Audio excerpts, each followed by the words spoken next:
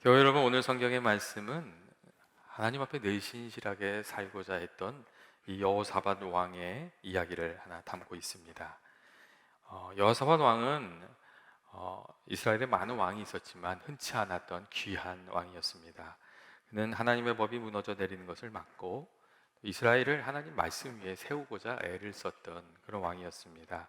성경을 읽어보시면 여호사밧 왕이 유다의 그 각 지역을 직접 돌아다니면서 백성들의 마음을 하나님께로 돌아오게 하려고 애썼다는 것을 우리가 알 수가 있습니다.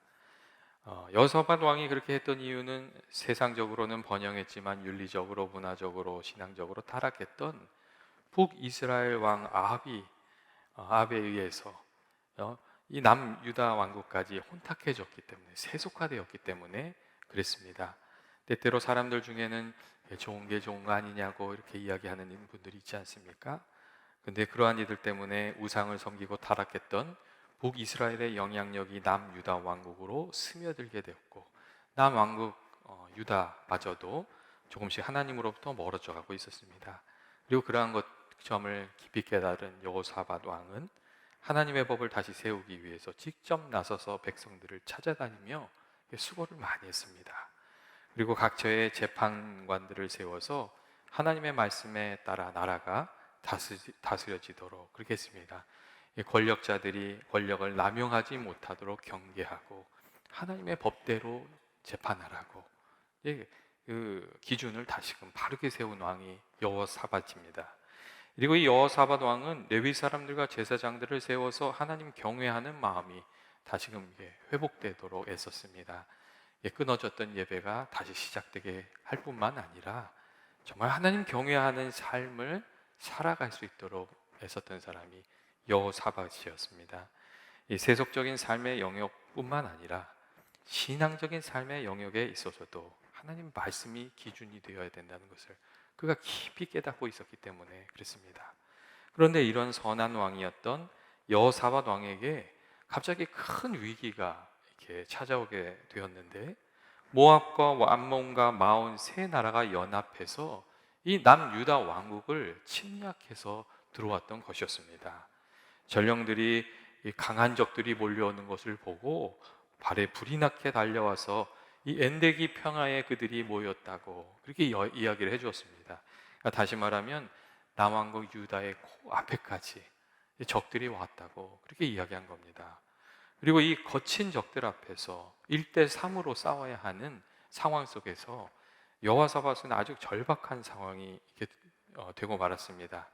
때때로 믿는 이들도, 신앙생활 열심히 하는 이들도 이렇게 어려운 상황을 처하게 될 때가 있지 않습니까? 경제적인 문제로, 공황장애와 같은 어떤 내적 갈등의 문제로, 그리고 주위 사람들과의 부딪히는 문제들로 인해서 또 건강의 문제로 위기를 겪게 되는 경우가 있습니다. 특별히 해결책이 잘 보이지 않을 때, 이 해답이 잘 찾아지지 않을 때는 마음이 아주 무거워집니다. 그런데 이 여호사밧 왕의 마음이 그렇게 무겁고 답답했다는 겁니다.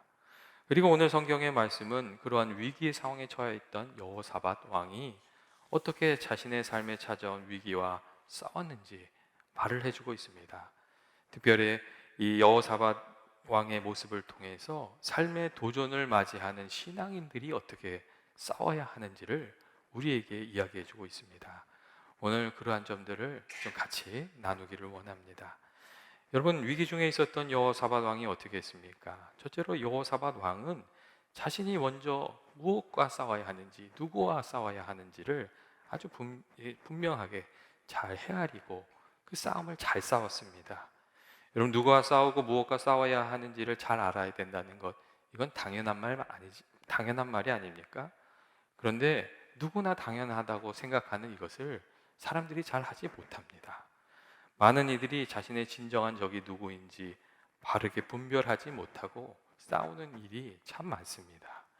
그냥 어려운 일이 생기면 책임 소재를 따지면서 힘을 모아야 하는 사람들끼리 싸우거나 또 다투게 되는 그런 경우가 많고, 보통 힘들게 하는 사람이나 일이 있으면 그냥 앞뒤 사정을 가리지 않고 그 사람을 또 그 일을 적으로 간주하고 싸우려고 드는 경우가 참 많습니다. 그래서 우리가 일이나 배우자나 내게 손해를 입혔다고 생각되는 사람들과 싸움을 시작하는 겁니다. 그런데 가만히 살펴보면 우리가 맞서 싸워야 할 적이, 우리를 바닥에 떨어뜨려 버린 그 일들이 다른 사람에게, 또 우리가 처해 있는 상황에 있는 것이 아니라 우리 자신 안에 있는 경우도 적지 않습니다. 내 안에 가지고 있는 욕심이나 교만이나 시기나 두려움이나 게으름 같은, 그리고 또 어린 시절에 내가 맡았던 상처와 같은 것들이 나를 바닥에 떨어뜨리는 상황을 만들어내고 있는데, 문제의 원인은 살피지 않고 겉으로 드러난 상황과만 싸우려고 하는 경우가 적지 않다는 겁니다. 어려운 일이 찾아오면 두려운 마음이 듭니다. 중요한 것은 그때에 어떻게 반응하는가 하는 것, 그것이 훨씬 중요합니다. 두려워하는 마음에 사로잡혀서 잘못된 방법으로 반응을 하게 되면 그 문제가 훨씬 더 어려워지기 때문에 그렇습니다. 반면에 내가 정말 싸워야 할 문제가 무엇인지를 잘 분별하여 대응하면, 나를 두렵게 하는, 나를 힘들게 하는 문제를 통해서 내가 그동안 깨닫지 못했던 진실을 깨달을 수 있게 되는 계기가 생기기도 하고, 또 그 문제를 통해서 하나님이 주시는 더 풍성한 은혜로 우리가 나가게 되기도 합니다.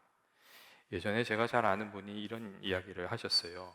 이 결혼하기 전에는 자기가 꽤 괜찮은 사람이라고 생각하면서 살았답니다. 근데 결혼하고 나서 몇 달 살아보니까 엄청 싸우게 되고, 그 다음부터는 내가 별로 그렇게 좋은 사람이 아니었구나, 그걸 깨닫게 되더래요. 처음에는 다툴 때 상대방에게 모든 문제가 있는 것으로 생각했는데, 어느 순간부터 문제의 원인이 자기 자신에게도 많이 있다는 것을 알게 됐고, 자기 자신과 싸워야 한다는 것을 깨닫게 되었다는 거예요. 상대방과 싸워서 이겨야 하는 줄 알았는데, 그게 아니라 나와 싸워서 이기는 일이 먼저 있어야 한다는 것을 깨닫게 되었다는 겁니다. 누구가 정말 먼저 싸워야 되는지를 알게 된 거지요. 여러분, 여호사밧 왕의 경우는 적들과 싸우기 전에 그를 억누르는 두려움과 싸워야 했습니다. 그리고 여호사밧 왕은 그 두려움을 이기고 그 두려움을 가지고 하나님께 나아갔습니다. 여러분, 우리가 먼저 싸워야 할 대상은 무엇입니까? 때때로 두려움 때문에, 시기심 때문에, 욕심 때문에, 유혹 때문에 우리가 실수를 많이 저지르지 않습니까? 우리 인생에 어려움이 찾아왔을 때 내가 무엇과 먼저 싸워서 이겨야 하는지를 잘 분별하시고 그 믿음의 싸움을 잘 시작하시는 저와 여러분이 되시길 주의 이름으로 축원드립니다. 둘째로, 위기를 맞이한 여호사밧 왕은 자기의 부족함을 그대로 인정하고 하나님께 나아가서 도움을 구했습니다. 이 12절 말씀을 보면 여호사밧이 이렇게 이야기를 해요. 우리를 치러오는 이 큰 무리를 우리가 대적할 능력도 없고, 그러게요, 대적할 능력도 없고 어떻게 할 줄도 알지 못하였고 오직 주만 바라보나이다, 그런 이야기를 합니다. 하나님, 내가 정말 부족합니다. 그래서 내가 주님을 바라봅니다. 내 주님을 의지합니다. 그렇게 이야기합니다. 여호사밧 왕이 자신과 남유다 왕국의 부족함을 인정하고 하나님께 나가서 도움을 구했다는 겁니다. 여러분, 사실 우리 모두가 도움이 필요한 존재가 아닙니까? 우리 중에 도움이 없이 살 수 있는 사람이 아무도 없습니다. 특별히 하나님의 도우심이 필요 없는 사람이 아무도 없습니다. 젊어서는 내 힘으로 잘하면 되는 줄 알고 자신만만하게 살지요. 하지만 시간이 지날수록 우리 삶에 있는 모든 문제가 정말 주의 도움이 필요하다는 것을 우리가 깨닫게 되지 않습니까? 그리고 정말 중요한 점은 하나님의 도우심을 누리면서 살아가는 사람은 겸손한 마음으로 하나님께 나아가서 도움을 구하는 사람이라는 것, 그것을 우리가 잊지 말아야 됩니다. 구하지 않으면 하나님의 은혜를 잘 누리지 못합니다. 여러분, 여호사밧 왕이 하나님의 도우심을 어떻게 받았습니까? 답답한 상황에 처해 있던 여호사밧 왕이 자신의 부족함을 그대로 인정하고 겸손한 마음으로 하나님께 나아가 도우심을 구해 하나님의 도우심을 받았습니다.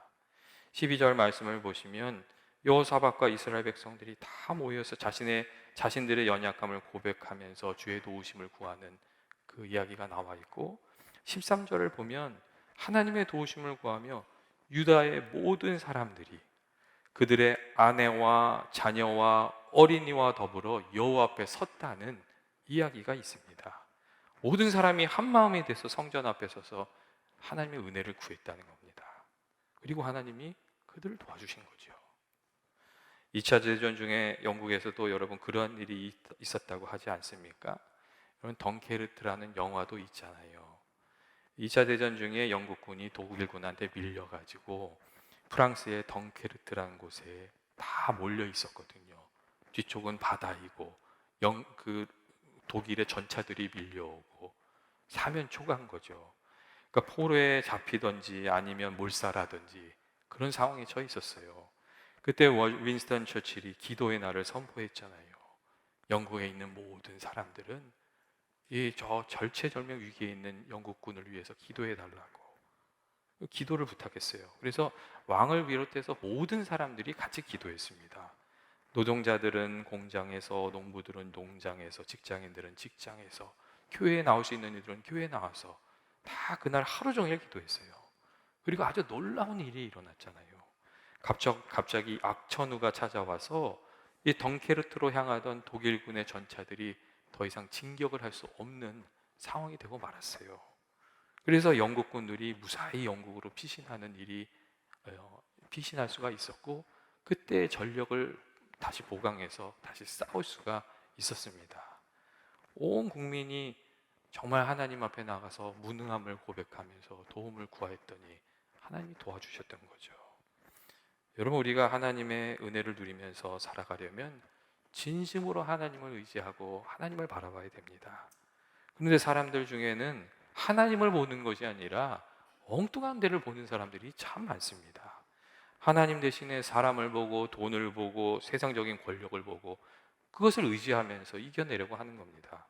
어떤 이는 어려움만 찾아오면 사람들을 찾아다니면서 하소연하라고 부탁을 하잖아요. 또 어떤 이들은 돈이면 다 되는 줄 알고 돈으로 문제를 다 풀려고 하고, 근데 돈으로 문제가 다 풀어지나요? 그렇지 않죠. 또 어떤 이들은 힘으로 하려고 하죠. 자녀들의 문제도 힘으로. 근데 그게 되나요? 힘으로 풀려지지 않는 문제들이 너무 많습니다. 그리고 하나님 대신에 그런 것들을 의지하며 살면 여러분 반드시 후회하는 날이 옵니다. 그리스도인된 우리들이 늘 기억해야 되는 게 뭡니까? 그것은 예수 믿는 사람들은, 특별히 예수 믿는 사람들은 하나님을 의지하면서 살아야 된다는 겁니다. 세상적인 것들도 물론 필요하지요. 돈도 필요하고 권력도 필요하고 사람도 필요하고 필요한 것들이 많습니다. 하지만 그 모든 것을 주관하시는 분, 그분이 하나님이시고 하나님의 은혜가 무엇보다도 필요하다는 것을 꼭 기억하게 되시길 바랍니다. 이 성경을 보면 바벨론 포로에서 돌아온 이스라엘 자손들이 이 스불론 지도자, 이 수룹바벨의 지도 아래 이 성전을 건축하다가 어려운 일을 당하는 그런 장면이 있어요. 그때 하나님께서 스가랴 선지자를 보내셔서 이야기해 주시는 말씀이 있는데, 그때 말씀이 이런 말씀이에요. 이 일은 너희의 힘으로도 안 되고 능으로도 안 되고 오직 여호와의 신으로 되는 일이라고. 하나님이 도와주셔야 하는 일이라고. 하나님을 의지해야 된다고 그 이야기를 했습니다. 여러분, 인생의 문제에 눌리지 않고 살아가는 길이 어디 있습니까? 그것은 우리 자신의 부족함을 인정하고 날마다 우리들의 짐을, 우리를 긍휼히 여겨주시는 하나님께 맡기면서 살아가는 겁니다. 우리가 하나님께 맡기면서 살아갈 때 하나님께서 우리들과 함께 해주셔서 우리들이 인생의 문제를 넉넉히 짊어지면서 살아가게 되는 줄로 믿습니다. 주님께 맡기는 저와 여러분 되시기를 원합니다. 실제로 오늘 말씀을 보면 여호사밧 왕과 이스라엘 자손들이 힘을 모아서 기도할 때 하나님께서 도와주신 것을 우리가 알 수가 있습니다. 특별히 우리가 여호사밧 왕과 그 이스라엘 자손들이 어떻게 기도했는지를 좀 살펴볼 필요가 있습니다. 먼저 3절 말씀을 보면 어떻게 기도하냐면, 여호사밧 왕이 마음에 두려움이 가득할 때 하나님께 나아갔다, 하나님께 나가서 기도했다는 말이 있고, 또 온 유다 백성에게 금식을 선포했다는 이야기가 있습니다. 여러분, 금식을 선포했다는 것이 무슨 뜻이겠어요? 간절한 마음으로 함께 기도하기를 부탁했다는 거죠. 여러분, 예전에는 어려운 일이 있으면 금식하면서 기도하는 분들이 여러분 많이 있지 않았습니까? 금식하면서 기도하는 것이 이게 뭐겠어요? 내 마음, 간절한 마음을 하나님께 보여드리고 싶은 거잖아요. 그래서 이 금식하면서 기도하는 이들이 많이 있었어요. 성경을 보면 어려운 일이 있을 때마다 느헤미야도 금식하면서 기도했던 것을 보여주잖아요. 이 간절함을 하나님께 표현하고자 했던 거죠.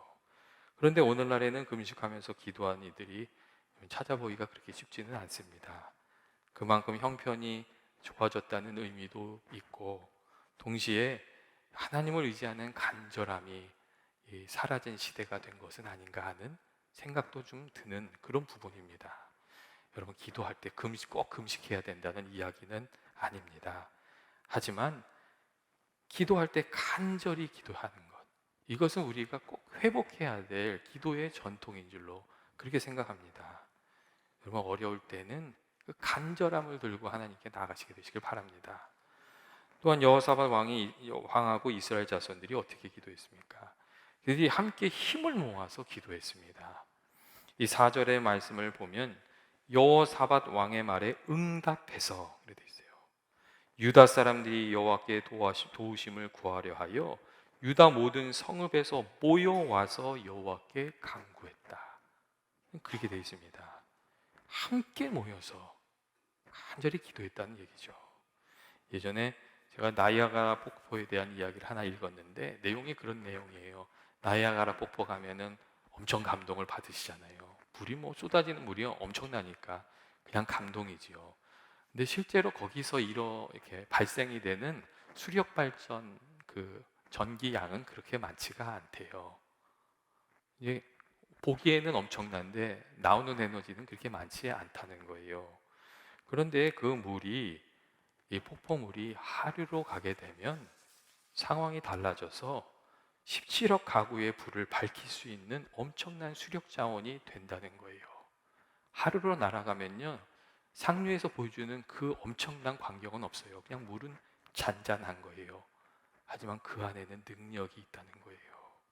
왜냐하면 물이 하류로 내려오면서 계속 축적되었기 때문에 그렇다는 거죠. 그런데 우리가 함께 기도하는 일도 이런 비슷한 점이 있습니다. 개개인이 가진 영적 능력이나 자원은 아무리 커도 그 한계가 있습니다. 그런데 이 개개인이 가진 기도의 힘이 모이면 엄청난 역사를 이루는 경우가 참 많습니다. 우리가 역사를 보면 한 마음이 되어서 기도할 때에 거기에 하나님께서 베풀어 주신 귀한 은혜가 있었다는 것을 우리가 참 많이 찾아보게 됩니다. 사무엘과 함께 이스라엘 백성들이 같이 부르짖어서 기도했을 때 블레셋을 꺾어내잖아요. 그리고 성도들이 함께 기도했을 때 감옥에 갇힌 베드로가 풀려나잖아요. 여러분, 정말 교우들이 한 마음이 돼서 기도할 때 하나님 주시는 특별한 은혜가 그곳에 있는 줄로 믿습니다. 그래서 사단이 한 마음이 돼서 또 기도하지 못하도록 그렇게 또 많이 역사합니다. 함께 모이지 못하도록, 기도가 하나 되지 못하도록, 기도가 함께 모여서 힘을 내지 못하도록 그렇게 한 때도 많습니다. 여러분, 매월 저희가 교회의 기도 제목을 이렇게 프린트해가지고 나누지 않습니까? 여러분, 그것을 거기 보시면은 교회를 위한 기도의 제목도 있고 성도들을 위한 기도의 제목도 있고, 그렇죠, 선교를 위한 기도의 제목도 있고, 그 기도 제목을 이렇게 보시면서 우리 교회에서 드려지는 기도가 하나가 될 수 있도록 그렇게 해주시면 참 좋겠습니다. 그리고 또 거기에 내가 기도가 필요한 것이 있으면 부탁하셔서 또 내 기도 제목을 거기에다 담는 거잖아요. 그래서 기도가 하나가 되게 하는 거죠. 저희 교회에 그런 기도가 하나 되는 은혜가 있기를 주의 이름으로 축원드립니다. 또한 여호사밧 왕은 하나님께서 조상들에게 주셨던 약속의 말씀을 붙들고 기도하는 모습도 보여주었습니다. 솔로몬 왕이 성전을 완성했을 때 하나님께서 이스라엘 자손에게 주셨던 약속의 말씀이 있었어요. 근데 위기가 이렇게 찾아오니까 여호사밧 왕이 그 말씀을 붙들고 하나님께 나가서 기도합니다. 그게 오늘 우리가 읽은 8절과 9절의 말씀인데, 여호사밧 왕이 그런 얘기를 하죠. 만일 재앙이나 난리나 견책이나 전염병이나 기근이 임하면 주의 성전에 나와서 기도라고 하신 주님의 말씀을 우리가 기억합니다. 그리고 우리가 이제 주님 앞에 서 있습니다. 우리에게 은혜를 베풀어 주십시오. 그렇게 기도합니다. 여호사밧 왕은 두려움에 떠는 대신에 하나님 말씀을 붙들었고, 괴로워하는 대신에 하나님 말씀을 붙들고 기도하는 것을 선택했다는 겁니다. 그리고 그렇게 말씀을 붙들고 나아가니 하나님께서 주신 약속을 이루어 주셔서 이스라엘 백성들을 건져 주시는 것을 우리가 성경을 통해서 알게 됩니다. 교회 여러분, 우리들도 근데 그렇게 해야 되지 않습니까? 밤새 고민하면서 괴롭게 하는 문제들이 있다면 여러분 고민만 하지 마시고 신실하신 하나님 앞에 나와서 기도하시고 또 부르짖는 그런 귀한 은혜가 있으시길 원합니다. 예전에 제가 존경하는 목사님이 한 분 계셨는데 그분이 이런 글을 하나 글을 적으셨어요. 그래서 기억에 나는 건데 제가 좀 나누려고 해요. 그분이 이런 글을 적으셨어요. 오랜 시간 주님을 위해서 열심히 일했는데 어느 날 너무도 지쳐서 혼잣말을 이렇게 했대요. 주님, 저를 좀 살펴봐 주세요. 이제 지긋지긋하고 너무 힘이 들고 지쳤어요. 제가 이걸 다 해결할 수 있을지 감당이 안 돼요. 저는 계속해서 반복되는 힘들고 지치는 것에 지쳤어요. 이제는 이제 좀 그만했으면 좋겠어요. 그런 얘기를 혼잣말로 하셨대요. 그런데 그 순간 마음속에 이런 소리가 들렸다고 합니다. 잘 됐구나. 이제야 내일을 시작할 수 있겠다. 너는 너의 계획을 이루려고 혼자 힘으로 애쓰지 말라고. 그건 길이 아니라고. 이제는 내가 하는 것들을 멈추고 내가 너를 통해서 일하게 하라고. 그렇게 말씀하셨대요. 그리고 그때부터 내 뜻이 아니라 내 힘이 아니라 어떻게 하면 하나님이 일하실 수 있을까 하는 것을 생각하면서 거기에 마음을 쓰면서 살게 되었고, 그때마다 기도할 때마다 하나님께서 도와주셔서 약할 때 강함이 되신 하나님을 더 깊이 알게 되셨다는 그런 이야기였습니다. 교회 여러분 어떻게 생각하십니까? 우리 모두 다 하나님의 은혜로 살아야 하는 그런 사람들이 아닙니까? 우리들의 삶에 어떤 문제들이 있든지 어떤 일이든지 내가 감당해야 될 일이 무엇이든지 그래서 하나님께 가지고 나와서 기도하고 하나님의 은혜를 힘입어서 감당해가는 저와 여러분이 되시길 원합니다. 하나님이 해주셔야 우리들의 인생의 문제가 풀리잖아요. 그 은혜가 우리 가운데 있도록 우리 자신을 주께 내어드리면서 주의 말씀에 순종하면서 살아가는 저와 여러분 되시길 주의 이름으로 축원드립니다. 같이 기도하시겠습니다. 사랑이 많으신 하나님 아버지, 저희들이 날마다 주의 은혜를 힘입어서 살아가기를 원합니다. 약할 때 강함 되시는 주님, 약할 때 강함 되시는 주님, 성도된 저희들이 주를 잊어버리지 않게 하시고 아버지 주님 붙들고 살아가는 저희들 되게 하여 주옵소서. 그리고 약속하여 주신 그 말씀대로 저희들 주께 기도하는 제목마다 응답되는 은혜도 허락하여 주옵소서. 예수님의 이름으로 기도합니다. 아멘.